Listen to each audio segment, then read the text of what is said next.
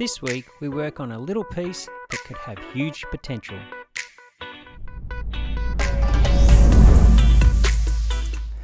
G'day and welcome to Black Opal Direct. My name's Justin. Well, today we've got one little tiny piece and it's quite a challenge to get a gorgeous gem out of a small piece. And a couple of reasons is because when you're holding it on the wheel, it's actually quite small and you got to be nimble in the fingers to be able to work the stone on the wheel. This one has some amazingly bright color and the color bark looks quite thick, but it is wedging down on one side where the sand starts. So we don't know how much of a stone. I know that there's a small stone in there, but I don't know how much of a stone, how big it's going to be. But whatever comes out, I do believe is going to be phenomenal color. So let's get on the old special wheel and see if we can cut a cracker gem. I'm excited about this one.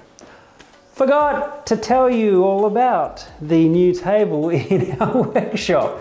I have happily got some legs on this. I'm really stoked about it. And I did do a post on YouTube and talked about it. A lot of people said they didn't like the legs and I should have chosen some wooden legs and made it all really beautiful. Now, I wanted it to match in with the legs of the bench and the whole of the studio. Now, we can change the legs anytime in the future, that's no problem. But also I needed casters and I needed this to be able to be moved around easily. So it's on wheels, so we can move it out of the way and back into shot if we need to. So for now, it's perfect for what I want. But thank you for all the comments, whether you liked it or not. I appreciate all of your input. So let's now get on the wheel.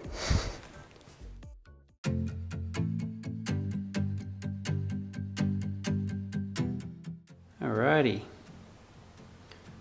Well, we've got the sand here, which really can be quite painful for getting a nicer, larger stone, because that sand may go all the way into there and that may be my only chance of a stone. So nevertheless, it should be bright. It should be a bright little gem, but I'm hoping for a carat 20, carat and a half would be brilliant. But if we don't get that, I should still be happy with that type of color. It's pretty magnificent. All right, I'll get that machine going and let's see what happens.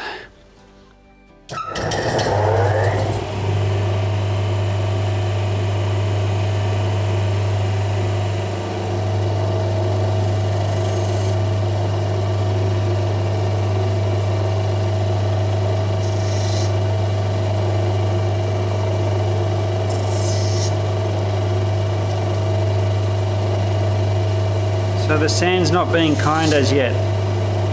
You can see there's a tiny little bit of colour showing up right there.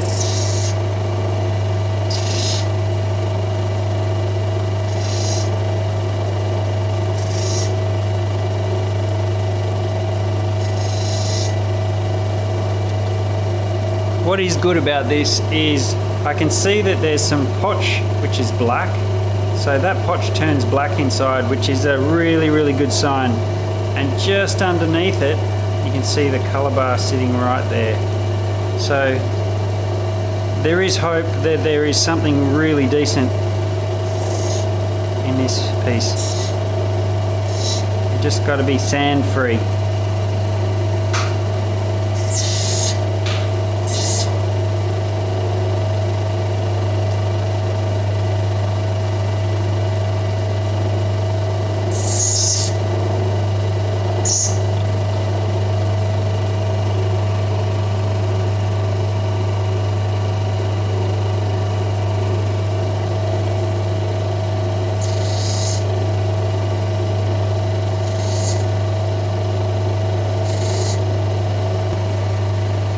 I think we need to see what's happening on top there to see whether the colour faces. So I think it's that time.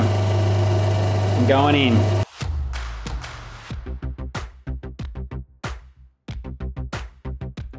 This part of the process is the most exciting part, when you actually get to see what comes out of a rough opal.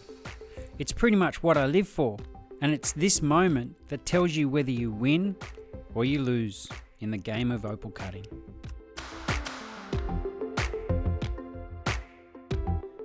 This little piece is trying to be difficult, but I know there's something nice inside, so I'm gonna persist. Let's take its top off.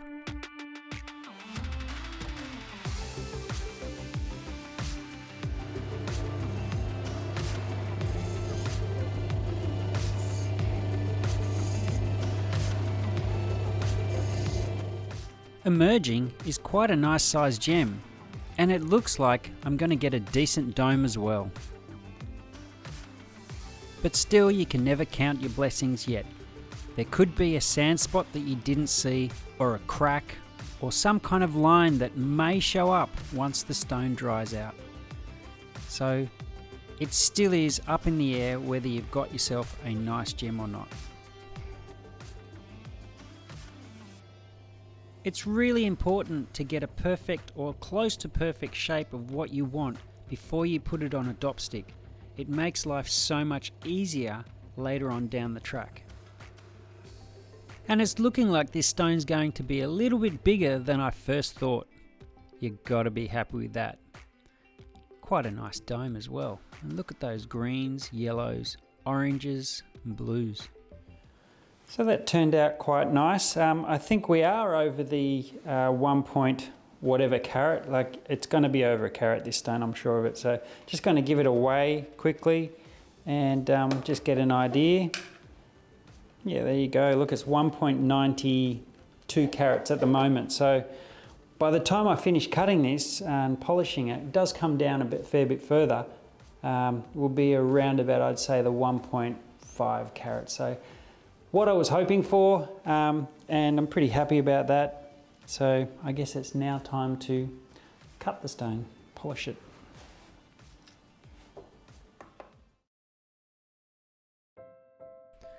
It's reflection time.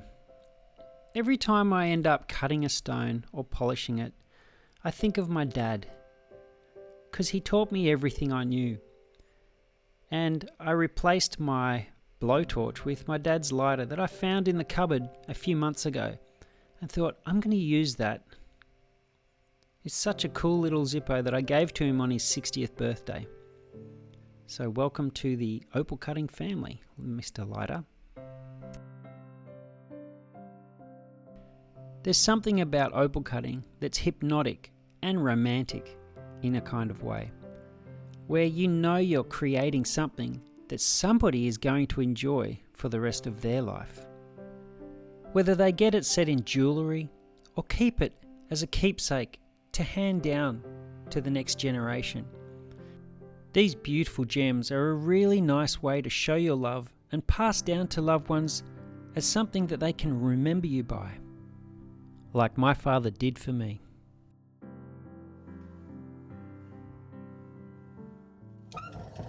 You know, people say they miss the old workshop, but that workshop was just bricks. The main reason you watch is to see opal come to life. I'm still the same person, the machines are all the same, the sound is average, but essentially everything is still the same. I really appreciate you for being there on the journey with me and seeing how we grow and morph. It's like we've all been on this journey together, blow by blow. Between the winners and the losses, you and I did this together. So I just wanted to check in and see if you subscribed. I really do appreciate it when you do, but if you don't want to, you don't have to.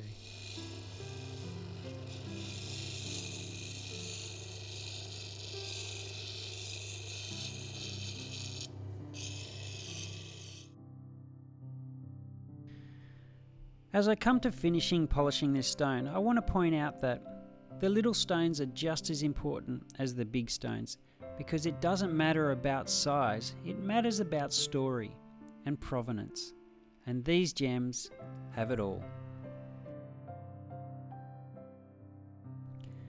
And it's time to take him off the dop stick.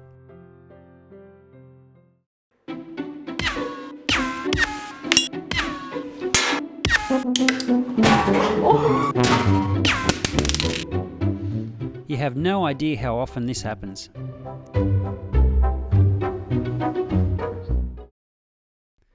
Every opal takes us on a unique journey, and this one didn't let us down.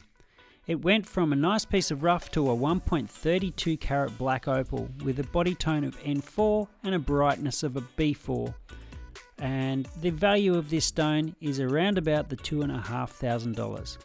Really happy with the way it turned out, and will make a brilliant ring stone. Thanks for watching, and we'll see you next time.